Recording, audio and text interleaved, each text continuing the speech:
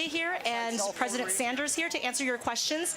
If you have a question for them, we have a table here at the front. It's under the white awning. It says questions. Feel free to drop in your question there. We have ASI Vice President Gabriel Sanders and Poly Post Editor Olivia Lenore looking at the questions, and we'll be passing them off to our two presidents this morning. First, we're going to start off with some introductions. We'll start with Uriah. Thank you, Esther. Well, this microphone is loud. My name is Uriah Sanders. I am the ASI president for this year. This is my first Pizza with the President, so I'm really excited. Can't wait to answer all of your questions. I'm also a third-year biotechnology major, and I'm excited to be serving you all this year with President Coley. Thank you, Uriah. And I also want to join in welcoming you. This feels late because I've seen so many of you during the course of the last several weeks. But this is an important opportunity and time for you to bring forth questions and for us to understand what's on your mind. So I hope you enjoy the pizza, and let's get started. All right, we have a lot of questions. Many of them were submitted in advance on social media. The university has social media accounts on Facebook and Twitter, and we have a bunch of questions from there. And I also invite you to submit a question here on one of our comment cards. And the first question is, there exists a population of undocumented students at Cal Poly Pomona. When will an undocumented student services center be created? Well, in fact, we just had an opening for the Undocumented Student Services Center last week, and I'm going to ask Vice President Leah Jarnigan to just come forward and say a little bit about that. Thank you, President Coley. To the students particularly, because I haven't had a chance to meet many of you yet, I am honored to be here with you today. My name is Leah Jarnigan, and I joined your campus, our campus, in July as the Vice President for Student Affairs, and actually was aware of the priority that the campus made around serving the undocumented, documented, and AB 540 population before I joined the campus. I saw the opening for the recruitment of the coordinator and was very pleased to see that the campus was prioritizing this population, a population that is often quite invisible and faces some very real fears about making their status known on the campus. So creating a position to serve the population, to connect with resources across the campus community, to ensure that the entire community is aware of some of the barriers that these students face is a very important message. Mike Pedro, are you in the audience today? Mike, if you're here, wave your arm at me. I see a student wave me at me, but not Mike. Okay, so Mike is new to our campus. I believe he's been with us about 30 days. He's located in the Dean of Students office and would be thrilled to meet with students, and I know has actually been quite busy in doing so since he's been here. Mike brings with him near 10 years of experience in working with this population, both in the higher education community and in the larger society, so he's an invaluable resource. One of the first pieces that we need now to look at is what is the possibility of creating a dedicated center. And this follows the vein and the spirit and the value that we have for ensuring both safe and brave spaces. So please connect with Mike. We are working on this project right now and have prioritized finding a space. Thank you. Go ahead. May I make a comment to that too? Thank you. Thank you for that wonderful question. From the ASI side of things, I first want to give a shout out to the former ASI Vice President, Diana Asensio, and MCC Senator last year and this year, Karen Romero, for taking a lot of steps in creating a resolution in support of undocumented student services on campus and really pushing for getting the undocumented student services coordinator, Mike Pedro, that we have today. In regards to creating a Dream Center, one of our priorities for this year is working with the university to create a proposal for the implementation of a Dream Center. So we've been working very closely with Depie and the Undocumented Student Services Coordinator and Dr. J, and hopefully we should have something to present to you on that topic soon. So thank you for the question. While we're thanking people, I want to take a moment to also recognize the interim VP for Student Affairs, Kathy Street, because she last year was very instrumental in keeping this before the cabinet. So I want to thank her as well. All right, here's our first question from social media. It's why did CPP accept more students than they could accommodate for? Well, let me just say that last year we had a target, and we were not able to, for a number of reasons, not able to achieve what was the university's target. And what we've struggled with every year is the balance between the number of applications and the number of slots that were available. This year we had 46,000 applications for 4,000 slots. And we recognize that part of our responsibility as a public institution is to provide a quality, accessible education. And so what we've tried to do in conjunction with the funding from the Chancellor's Office, which was specifically focused on student success, and to allow that funding to increase the number of sections, to provide funding for faculty to increase the number of sections, then we did that in light of that funding. And so we recognize that, and I really want to applaud the provosts, the deans, and the department chairs and the faculty for really trying to achieve the outcomes that we intended for the students. We also last summer had a very robust summer school, again aimed at trying to provide students access to courses they're not necessarily able to get during the academic year. And so each year we try to figure out, how many students can we accommodate based on the funding that we are expecting, and then we try to plan accordingly. We are moving towards a 3-year planning cycle, being able to project what we think the enrollment will be, and then to align that with sections and working with the provosts, the colleges, the deans, faculty, and staff. Thank you. The next question, I think, is for Dr. Coley. It comes from John T. How does it feel like to be the first woman president of Cal Poly Pomona? Well, let me, that question, I just love being here at Cal Poly. I am in love with this campus. I'm in love with the campus because not only the educational experience the students have, but the goodwill that is here on the campus, the history, the legacy of Cal Poly Pomona.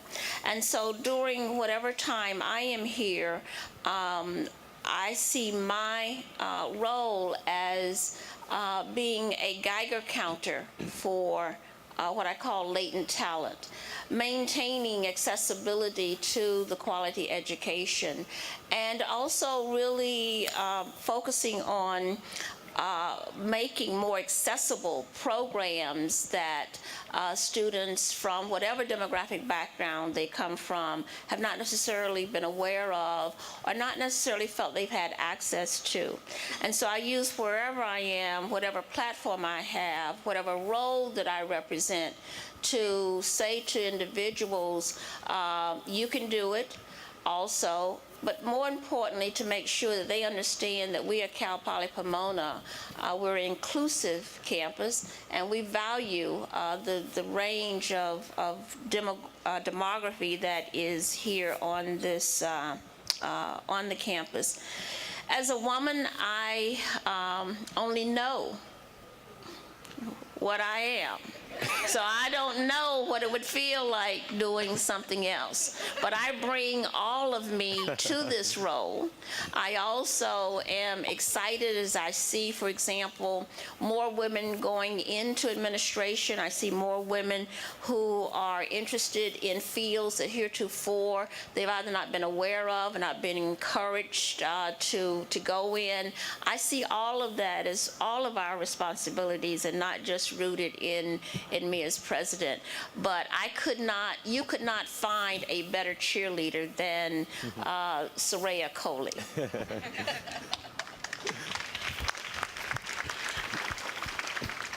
The next question is, when will this campus be smoke-free? Sure, I can say something about that. Making the campus smoke-free wouldn't be something that ASI could actually implement in and of its own. But last year, I was the Secretary of Internal Affairs in the ASI cabinet, and working with the Student Health Advisory Committee that I chaired at that time, our plan was, as the Student Health Advisory Committee, to develop a resolution for the ASI Senate's consideration, and whether or not we would, from the student side, advocate for a smoke-free campus, and it would be up to the Senate to decide if that was something that was really best for their constituency.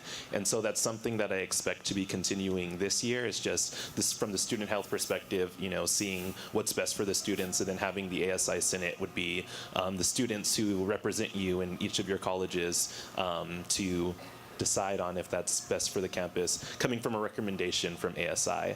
But the final steps for that would have to come from the university, I believe, or the chancellor's office if it's CSU-wide. This is a question that has occurred or arisen in past Pizza with the Presidents, and in fact across the CSU. As I've talked to some of the leaders at other campuses, proclaiming that we're smoke-free, that's one issue. But the real question is, do you enforce it? And what are the implications of enforcing it? I think what we all recognize in society is the importance of education, the importance of helping people understand how certain choices will have impact on them. And so it's not a easy, just as easy as saying we will no longer be smoke-free, because we've got to determine if we're saying this is a policy and it is violated, what are the implications of that? And I think that's where most campuses have really been challenged to determine how to best achieve, which is the healthy outcome, and at the same time be sensitive to students who are trying to get an education, who we want them to matriculate. And so we're going to continue to have that balanced discussion. We don't want police going around arresting everybody who is smoking. That just, we'll have a whole different set of issues with Pizza with the President. And so what I want to be able to do is to really look at this in the broader sense and continue with our focus on health and wellness. Can I follow up to that as well, please? Another thing that we will be looking into this year is for the policies that we do have, such as having signs as not smoking in certain areas. One of the things that came to my attention last year was that a student, Katie Wing, actually, if she's out there somewhere, was leading a project and doing research for how the locations of cigarette waste bins contributed to where people, ended up smoking on campus, or if somehow our placement of facilities was encouraging smoking in areas where, it was not allowed to be smoking. And so if there's any way we can realign things to at least better allow enforcement of the policies we already have, and then also seeing if we can implement health services that if there were to be a CSU system-wide policy preventing smoking on campuses, that we would be allowed to or be enabled to support students as they transition away from that. So yeah. All right, the next question is about food waste. It's been a hot topic over recent years, and 1.3 billion tons of food goes to waste every year. How or what is Cal Poly Pomona doing to make its students and faculty conscious of this issue? I'm going to ask two people to respond. Paul Story, I saw him. I'm going to ask him to respond. Then I'm also going to ask Leah Jarnigan to talk about some of the things that are being thought about relative to this issue. Paul? Yes. I'm Paul Story. I'm the executive director of the foundation, and dining services is one of our responsibilities. We have been working on recycling food waste, working with our current trash company. And so we've been working with at Los Olivos for the last 2 or 3 years of recycling all of that waste. We've expanded to the Collins College, and we're also looking at Kellogg West, and we want to do Starbucks, which is another one of those areas where we have a lot of waste product that can be recycled.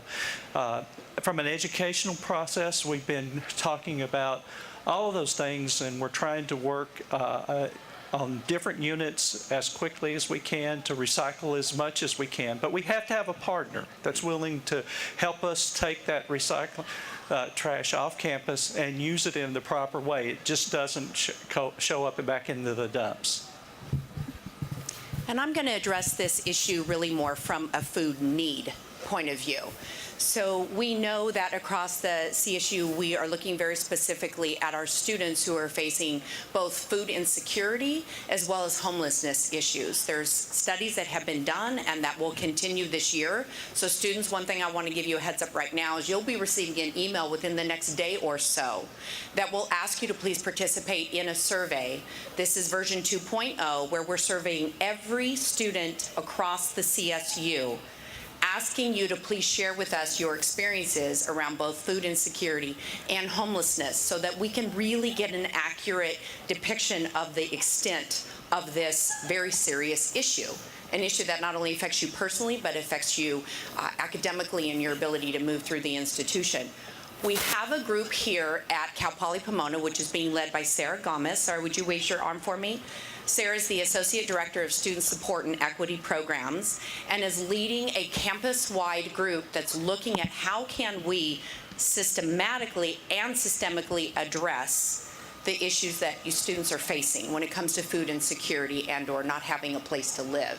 There are many ways that we can work with our partners like the foundation to have opportunities to push out messages to students to say, an event has just finished, there's leftover food, it'll be available in this space for this 30 minutes. That's an example. But we also have more, I think, strategic ways in which we can offer opportunities for students to help students, be it donating meals that you're not using in the residence halls or contributing to food banks or food pantries that we may be able to start here on campus. So this is a very important and serious issue. I want to ask the students, please participate in that survey. That's going to help us tremendously.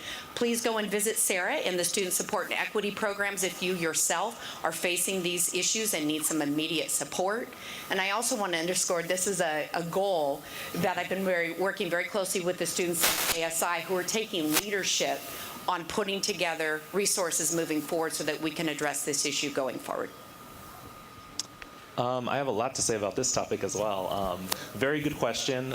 Concerning food waste, our Secretary of Sustainability, Jessica Shahad, she's actually working with Barney and some of our staff over at ASI to investigate the feasibility of composting within the BSC at least. And composting is a way of managing food waste that's more sustainable in the long run. And our Secretary of External Affairs, Andrea Dima, is working very closely with the university, with Dr. J, with Sarah Gamez and the committee, and the foundation to try to create solutions for fighting food insecurity. Our goal is to develop something within this year. As Dr. J said, a lot of the ideas we've been discussing has been meal point donations or having a system to inform students of when there's leftover foods at events. So we're just trying to wrap that over together and also create long-term solutions like a food pantry potentially. So we're just trying to decide what's the best and working on it. But our goal is to have something for you within this year, so that's exciting. And it's a shared goal between us and the university, and there's been a lot of progress on it. I think that the information regarding it that's come out recently has made us all very aware of it, so I think you can feel pretty confident that we're working very hard on this issue. The only thing that I would add is that for the students who may experience this food insecurity, we want to have a climate here at Cal Poly Pomona where you don't feel insecure or you don't feel apologetic or embarrassed by coming forward. This is an issue. You are part of the Bronco family. And so this is our way. And what family does is to respond to to the best of their ability to the needs that are presented by members of the family. And so while we put these things in place, one of the things that's very important is that people are supported in taking advantage of these things and not made to feel somehow or another that there's something wrong with them. And so it's not just putting it out there. It's not just the programming, but it's also collectively, what do we do to support one another? And of course, being an educational institution, as Uriah talked about, composting and other things, and sustainability, we have a regenerative studies program here on campus. And so there's a lot of fervor, there's a lot of talent already here among the faculty, among the graduate students who are working on these things. And so as we come together, I know that there is more that we can do to contribute to the sustainable goals.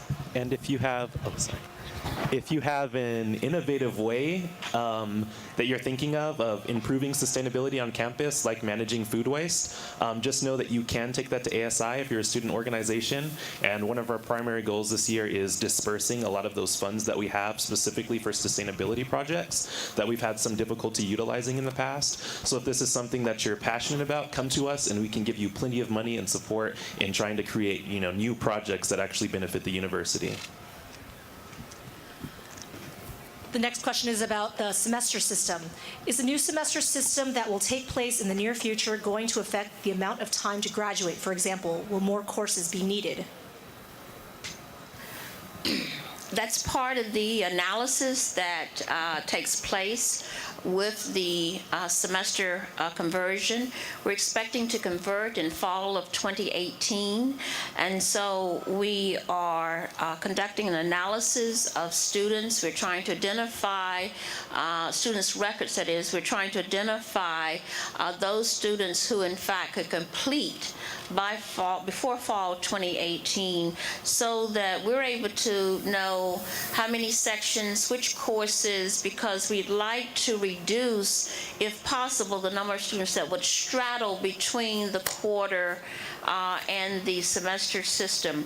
But we are establishing and organizing what we call individualized advising plans. Those are critical to help students transition. It's critical to get that information in the hands of the deans and the department chairs so that they're able to mount courses that will address what the demand is. This is also why we are expecting to continue to have robust summer schools, because we want to make sure that students have, again, that roadmap that really helps them move through the curriculum in a way that will not at all negatively affect their matriculation.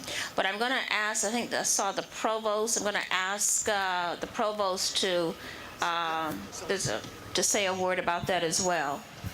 Good afternoon, everyone. My name is Sylvia Alva, and I'm the provost.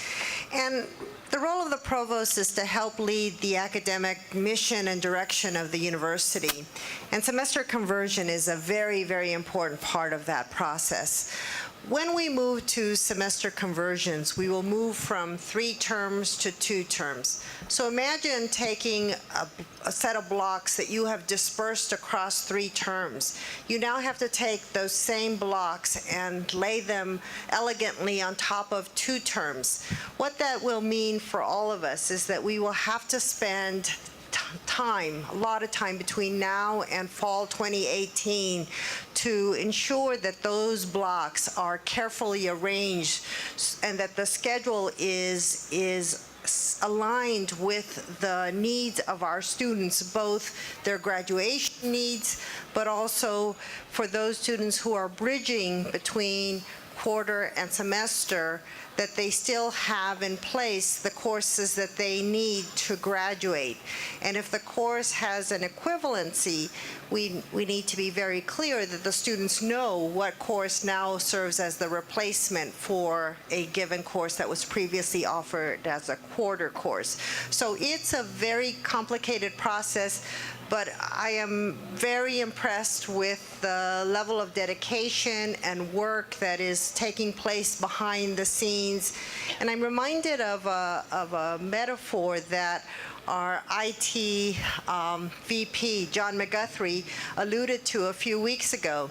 You'll recall that when we moved to the year 2000, for those of you who were, aware or not young people at 2000, I'm always struck by, age issues, but in 2000, there was a lot of concern that, the clocks wouldn't work and that the bank accounts would be emptied, and there was a lot of panic around what would happen in 2000 when 1999 became 2000. There were lots of people who were working behind the scenes to make that a non-event, and sure enough, it was a non-event. And that's what we hope will happen in fall of 2018. That all the work that people are doing today to ensure that the needs of students are carefully considered and met will be a smooth transition that hopefully the students won't even know that we move from quarter to semester. Thank you for the question. The next question is about transportation. With so many students commuting to campus and parking in high demand, what are you guys planning to do about transportation to and around campus? There are a couple of examples. Bringing Foothill Transit on campus or more accessible to students, more bike paths, and the third example, more routes or more frequent Bronco Express buses. Thank you. Mind if I take that one first? Thanks. So one of the things that we just recently established was the Transportation Advisory Committee. We actually have Brandon Whalen out there in the audience. He is the former E&V senator, and we worked really closely together in getting that established and off and running. And he's taking the lead right now in chairing that committee. And the Transportation Advisory Committee is working in collaboration with both our faculty in the Urban and Regional Planning Department and various other departments and the university as well. Mike Biaggi, if he's out there, the Director of Parking and Transportation Services, is sitting on that committee as well. So the committee, with majority student representation, has an ability to impact the decision making of that department and hopefully be able to create more consistent feedback and progression in the way that the university handles transportation. One of the other things that that committee will be doing is creating a white paper investigating the feasibility of a partnership with Foothill Transit and whether that's really the best decision for the university, and if so, how to go about doing it. And shuttles and everything like that are also other items that the committee could discuss. That's everything with transportation is an item that's always brought up to me. So I personally also really prioritize that committee and working with them and working with Mike Biaggi to try to improve those systems. And we also have Students for Quality Education over there who spend a lot of time advocating for transportation improvements on campus and have representation on that committee as well. Let me just say that I'm glad to see the SQE students, and I was very impressed with what they did last year in terms of the survey that was conducted. In addition to what Uriah has said, we are taking a look at this in from an institutional standpoint. One of the things that we are very mindful of, first of all, just the roadways that circle the university, and some of you probably know that we used to have Foothill Transit circling the university, and that was just continued for reasons related to what was happening to the weight of those vehicles and the subsequent road repairs, et cetera. But we recognize that the bigger issue is how do we work with local government, regional agencies, the students, the faculty, the staff, to try and, with constraints that we have, to try and create a more accessible and easily navigated campus. You'll note that for those of you who this is your first quarter on campus, we used to have a parking lot in front of the Pointy building, and that is going to be replaced by a student services, a student affairs services building.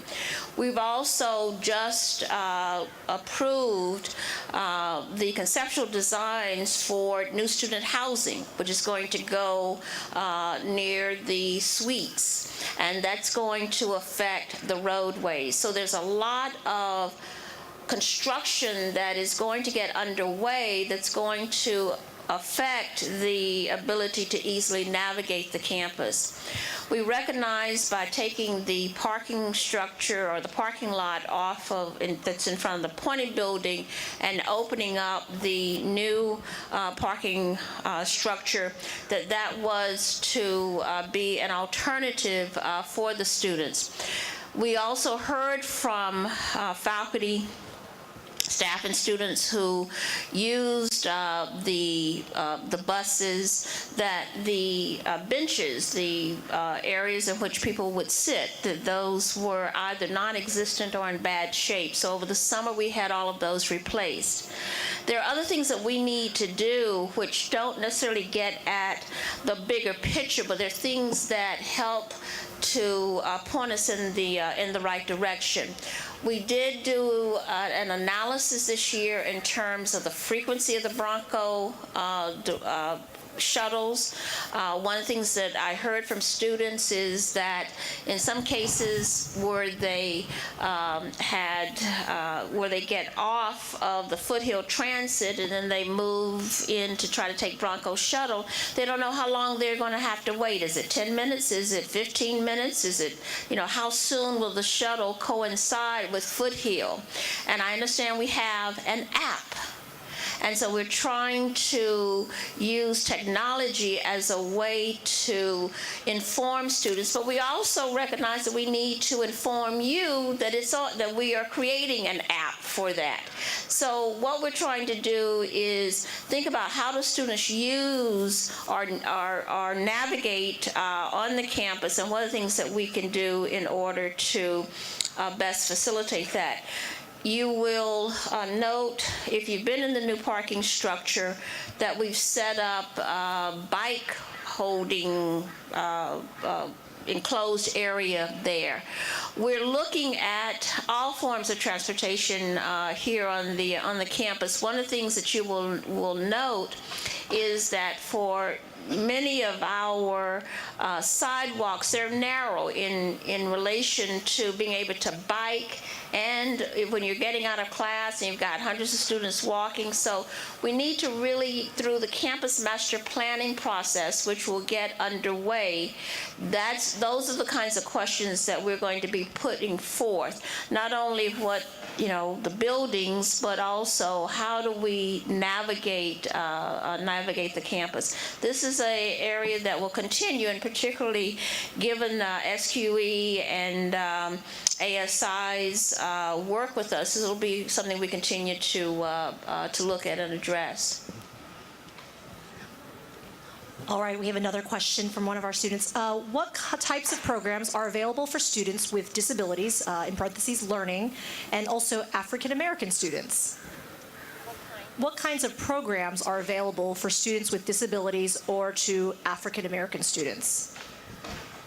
I'll just say that those of you who are here, you know that I've been on listening tours, and so one of the tours that I just completed was the Disability Resource Center. I'm going to ask the Vice President of Student Affairs to talk a little bit about that as well. But in addition, I'm going to ask her to talk about the cultural centers that are here at Cal Poly Pomona. And for those of you who've been in the system as long as I have, I think that Cal Poly, in fact, was one of the first campuses to actually establish cultural centers, and they have continued to provide not only programming for all students, but then programming that's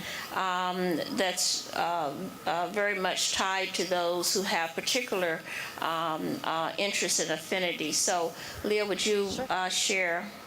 Absolutely. I'm also going to ask my colleague, Tracy Pasecki, who's the director of our Disability Resource Center, to join me and share more specific information about the services provided to our student population there. In terms of cultural centers are actually something that have been around in higher education for many, many, many decades. And there have been various different models.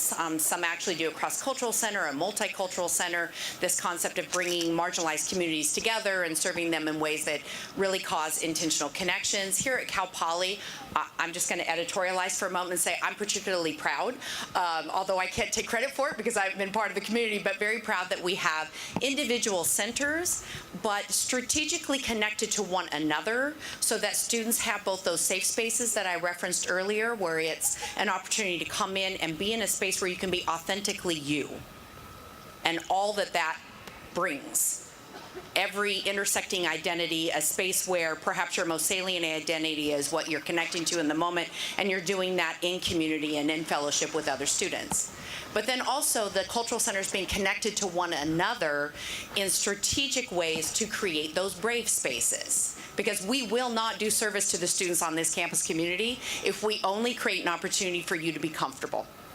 It is also about being uncomfortable enough to be able to thrive outside of the higher education community. I know you know that, but I had a need to say it.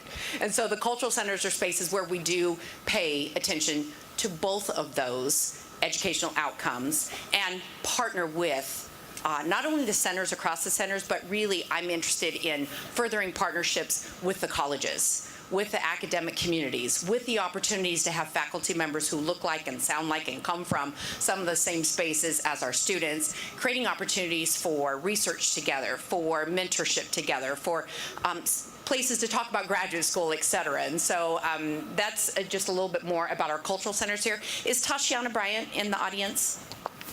I don't know if I see her, but Tashiana, if you don't know her, everybody's pointing this way. Tosh, are you here? Yes, waving her arm. Tosh is the coordinator of our African American Student Center, and if you have not met Tosh, I encourage you to go and do so. She's fantastic.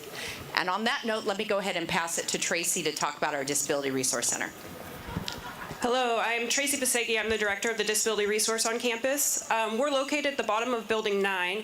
We offer a lot of different programming for students with disabilities. This is kind of new to our department. So each quarter we're putting on, during U-Hour, different learning disability seminars, time management, those kinds of things. We also have a new program in our office that we've instituted this year where we're doing some supplemental advising. So if you feel as a student with a disability that you may need more support, you can make an appointment with our office and we'll connect you with one of our supplemental advisors to help you.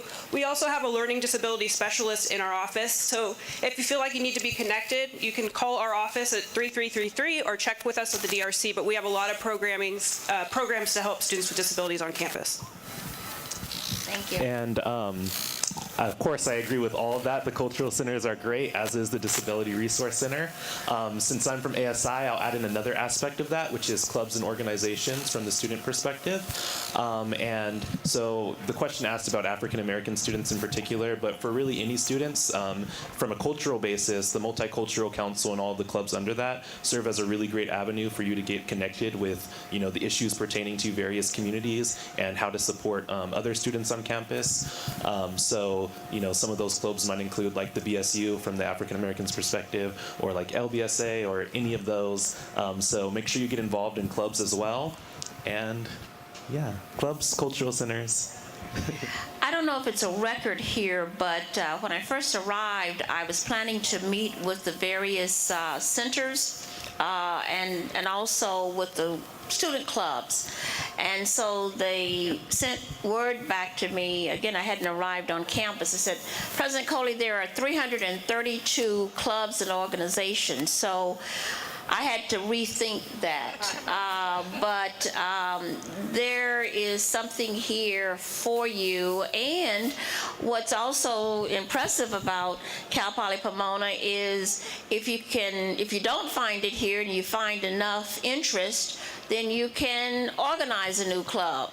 So there is clearly the opportunity for intersections, and I think that's what both Uriah and Leah are referring to, the intersections that you go across various groups, and that's part of the experiential and applied learning here at Cal Poly Pomona. President Coley. Middle here. Hi. I'm Mary. Oh, that was loud. Hi, this is Mary D'Anico. I'm the Associate Dean in Environmental Design, also professor in sociology. I wanted to add to what you both talked about in terms of the cultural centers and the disability resource centers. I think for African American students and other ethnic minorities, we also want to recognize the curriculum and the pedagogy that we do so well here. So if you look at courses in sociology or ethnic and women's studies, we have a foundation of history and curriculum that I think enriches the lives of students as well. So I wanted to put in that we have an investment in teaching those types of courses that matter. Great, thank you. The next question is, what types of technological innovations is Cal Poly working on implementing? Technological innovations. Well, let me just say that this is one of the things that I am thrilled about, and I'm going to ask also the deans here. I think I saw Cordelia and Allison and some others, but if you have not heard about the Innovation Lab, let me suggest that you check it out. Now, last year, this is a group of students across various disciplines that come together and they think about a problem, but they're thinking about this problem from various perspectives. And so they're given a small amount of money to, for supplies and so forth. And what they're trying to do is to connect the creative spirit, the ideas to addressing this problem. And what we also understand today, that problems are so complex that they can't be solved by a single discipline or a single perspective. You need to have a team, you need to have people come together and look at it from various points of view. So this past year, this team decided that, well, we want to help address some of the issues around water. And they developed this bulb. Now, this bulb, it hangs on your shower. And you put your hand underneath the bulb, and when you first get in the shower, and it turns green. Then 3 minutes into the shower, it turns lavender. And then 4 minutes into the shower, it turns red. And at 5 minutes, it blinks red. And so it's a timer that they built in the bottom of this bulb. But it required the engineer, it required the business person, it required someone from graphics design, it required, I think there was a psychologist, a sociologist on the team. And what is so fascinating is that it's not just about the technological, or about the innovative approach to addressing this, but it's about what they learned and how the give and take getting to that place. So they gave me this bulb, and I immediately took it home and put it on my husband's shower. And it's been amazing. Now, the other thing about this is that you can, in the timer, you can also switch it to 8 minutes. So if you need to stay in for another 3 minutes to wash your hair, you can do that as well. But there are just so many, and that's just a small example of the creative nature of what happens here at Cal Poly. And it's across all the colleges, but I know that there are specific things that are underway in the College of Science and Engineering. So I'm going to ask very quickly our new dean from College of Science to say, and Cordelia as our interim dean from engineering. Hi, I'm Allison Baskey. I'm the new dean for the College of Science. So I've been here 3 months now. I probably don't know all the details of all the technological innovations happening, but I would like to comment that I'm very impressed coming into the College of Science. The number of faculty who have students working with them in their research laboratories, because part of innovation technology is first getting that foundation, which you will have as an undergraduate student and understanding what it takes to go from an idea to perhaps a product out on the market. And then you would need to transfer those skills where you have your real life experiential learning in your classes or laboratories. A brilliant idea, maybe the School of Business and, College of Business and College of Engineering, so that you could get a product out there. I also want to comment that there are a lot of technologies out there right now that aren't utilized, and we need to bring them into, say, our classrooms for having innovative teaching, because it's a little different now from when I was in college 30 years ago and what we're able to accomplish and how we can learn more effectively. So I'm going to hand over the microphone here to Dr. Cordelia, and she will be talking about the College of Engineering, Ontario. Hello, everybody. I'm Cordelia Ontiveros. I'm the interim dean for the College of Engineering, and we have all sorts of activities going on within the college. I want to mention our faculty are very much involved in course redesign, course enhancements using technology. One of the largest projects so far is called ME Online. Many of our engineering students take several classes from the mechanical engineering department, and so our faculty, all the faculty from the mechanical engineering department have been very involved in that, creating a series of short videos on subjects from within the various courses in the curriculum. So ME Online is active right now. Any engineering students who would like to take a look at that. We are also very much involved in a project on using technology and online textbooks to reduce the cost to students of textbooks and having them available for a longer time. So we're in the process of working with various publishers to have course textbooks and course materials available online for a reduced price compared to the price of the textbooks, working collaboratively with the bookstore. So those are just a couple of things. Our students are also very much involved in undergraduate research, from freshman through senior, in classes and working with faculty throughout the year and during the summer. So we have a lot of activities going on, and thank you very much for the opportunity to discuss it. I also want to just add something that not only are we looking at integrating technology into the academic experience, but in 2016, we also have to integrate technology into our operations across campus. And so we're looking at ways in which we can provide, for example, 24-hour access to information that students can draw down. We're looking at how do we alert students around their progress. What are the ways in which we can start with how to make it easier to navigate the various offices and systems that we have to have, but are there ways in which we can reduce the time that it takes by transferring certain things to technology?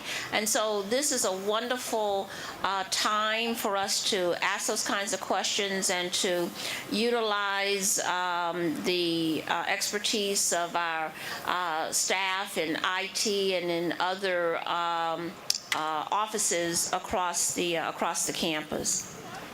All right, we have about just under 10 minutes, so we'll have maybe 2 or 3 questions left. The next question is, everything is closed at 5 on campus on Fridays. As a student, it's frustrating. That's a comment, there's no question there, but the student is expressing some frustration about things being closed at 5. You know, I'm here on Fridays after 5 because I live on campus, so I know exactly what you're saying. And I've been over to the residence halls, the bricks, for, where the first year students are residing.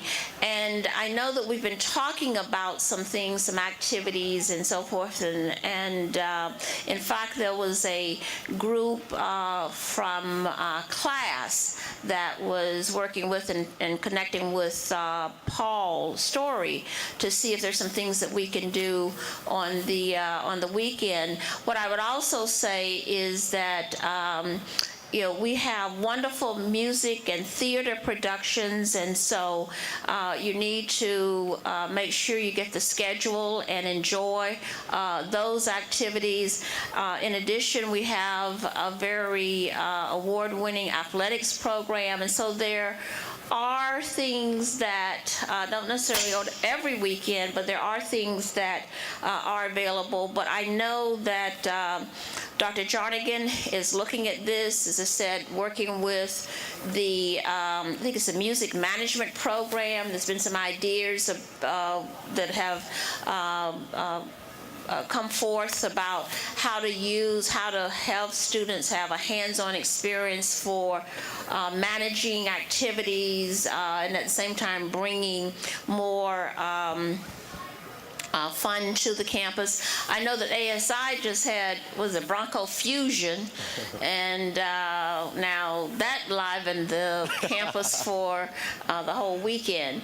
But no, you're right, and there are things that we will continue to look at to create that sense of engagement and enjoyment. I definitely understand the question. A lot of times I'm busy throughout the entire day and I get out of class, I'm like, time for dinner. And I walk over and everything's closed. I'm like, guess not. And I used to take the bus too, and it was like a 3-hour ride, so no dinner for a long time. I hadn't heard that complaint from students before yet, though, even though I kind of noticed it. I hadn't really been thinking about it, but definitely adding it to the list and thinking of some strategies to mitigate that. All right, the next question is, could we get other bank ATMs in the ATM alcove in the BSC, like Chase and Wells Fargo? We've been trying since last year, we've been reaching out to different banks and trying to get them to come into the BSC in the designated location that we have. Unfortunately, we don't have, that location hasn't been seeing the types of numbers in regards to student access that the banks are looking for, and so they don't feel that it would be profitable enough to come onto campus. And so we've been reaching out, but the honest truth is that at this moment, none of the banks want to work in that space due to the revenue margins. But we'll keep trying. All right, the next question is about the paths. Why are there so many unpaved paths that are blocked off? Students continue to use these paths, so paving them would make the school look better. For example, the paths in front of the library. In fact, that question, it's interesting that it's raised now because I just had a visit from a student who has an idea for creating a brick path that would be established by the Greek Council, but I don't know if they've gone any further with that. But there are, I know that particular area has been one that has come up before in terms of what could we do there. And I'm going to ask, I thought I saw Mark or Danielle to, is Mark, yes, to just talk about the grounds in particular. Hello, everyone. My name is Mark Miller. I'm the director of facilities management here. We are aware of some of the footpaths that are developed by basically the shortcuts through some of the landscape and so forth. We are looking at identifying resources, so we maybe can put in some new, additional sidewalks and some brick paving that'll kind of facilitate the transition through campus and so forth. But we're looking at identifying the resources to do that. The next question is a little bit long. It's also it's a comment, and the student writes, "I would just like to comment that there should be more proactive and organized guidance provided on campus. Many of the more proactive and organized guidance. Many of the things I've learned about classes I need or the assistance offered has been by researching diligently on my own rather than a guidance counselor and such."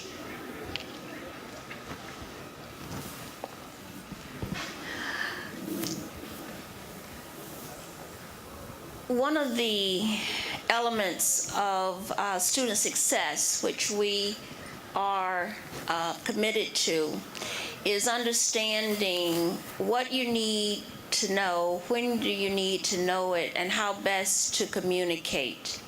And what we recognize is coming to, 23,000 campus, a student campus with a host of policies and a host of procedures, that what we get to do is to really rethink how to communicate in a way that adheres to it. As you can imagine, as a public institution, we have a lot of thou shalts and thou shalt nots. We have to be very mindful of all of the laws, the policies, the regulations.